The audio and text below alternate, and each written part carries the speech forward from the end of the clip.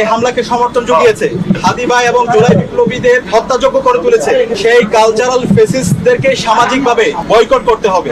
আগামী 48 ঘন্টার মধ্যে স্বরাষ্ট্র উপদেষ্টা, আইন উপদেষ্টা এবং পররাষ্ট্র উপদেষ্টাকে পদত্যাগ করতে হবে। উসমান হাদির উপর গুলিবর্ষণের সঙ্গে জড়িত প্রত্যক্ষ হামলাকারী, পরিকল্পনাকারী ও সহায়তাকারী সকল সন্ত্রাসীদেরকে গ্রেপ্তার করতে হবে। গোয়েন্দা সংস্থা সহ রাষ্ট্রের সকল সংশ্লিষ্ট অর্গানকে দ্রুত জবাবদিহির আওতায় নিয়ে আসতে হবে এবং যাদের গাফলতি প্রমাণিত হবে তাদের বিচারের মুখোমুখি করতে হবে।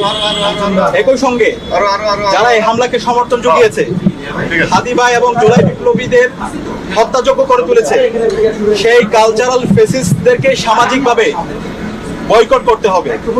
এইসব ব্যবস্থা অনতিবিলম্বে দৃশ্যমান করতে হবে। 2 নম্বর দাবি, আগামী 48 ঘন্টার মধ্যে নিষিদ্ধ ঘোষিত সংগঠনের বিভিন্ন স্তরের সকল সন্ত্রাসীদেরকে গ্রেপ্তার করতে হবে এবং সব ধরনের অবৈধ অস্ত্র উদ্ধার করতে হবে। এই বিষয়ে সরকারের অবহেলা আমরা সহ্য করব না। 3 নম্বর দাবি, ভারতীয় আধিপত্যবাদের বিরুদ্ধে প্রথম অপরিহার্য পদক্ষেপ হিসেবে খুনি হাসিনাকে দেশে ফিরিয়ে এনে তার বিরুদ্ধে মানবতা বিরোধী অপরাধে প্রদত্ত রায় কার্যকর করতে হবে।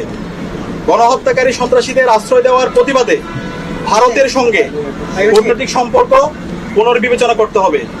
অভিযুক্তদের ফেরত না দেওয়ার পূর্ব পর্যন্ত কূটনৈতিক সম্পর্ক স্বাভাবিক করা যাবে না।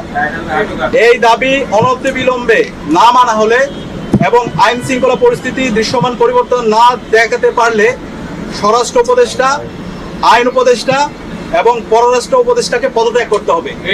এই 3 দফা দাবি আমরা জানিয়েছি এবং একই সাথে আমরা গতকাল থেকে বাংলাদেশের সকল ছাত্র সংগঠন, সিভিল সোসাইটি, সাংবাদিক এবং জুলাইয়ে যে সমস্ত সংগঠনগুলো তৈরি হয়েছে, জুলাইয়ের যারা আমাদের সহযোদ্ধা ছিল, আমরা সবার সাথে গতকাল থেকে যোগাযোগ করছি, মিটিং করছি।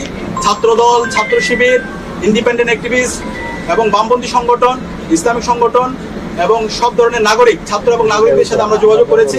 আমরা সারা দেশে সবাইকে ঐক্যবদ্ধ হওয়ার জন্য আমাদের ফেসিবাদের বিরুদ্ধে, আমাদের কমন এনিমি ভারতের যে হচ্ছে যারা বাংলাদেশে দাসত্ব কায়েম করতে চায় এবং একই সাথে এই প্রত্যেক ফেসিবাদের বিরুদ্ধে আমাদের ঐক্যবদ্ধ হওয়ার জন্য আমরা সবার সাথে কথা বলেছি এবং সকল ফেসিবাদ বিরোধী যারা আন্দোলন সংগ্রাম করছে সবাই একমত হয়েছে এবং খুব দ্রুতই সকল ফেসিবাদ বিরোধী আমরা যারা জুলাই একসাথে নেমেছিলাম আমাদের সম্মিলিত কর্মসূচি আপনারা দেখতে পাবেন। এবং একই সাথে আমরা সারা দেশের মুক্তিকামী ছাত্র জনতাকে আহ্বান করছি, আমাদের প্রত্যেকটা পাড়ায় পাড়ায়, প্রত্যেকটা ওয়ার্ডে ওয়ার্ডে আমরা যেন দেশের আমাদের নাগরিকদের নিরাপত্তা নিশ্চিত করার জন্য আইন শৃঙ্খলা রক্ষায়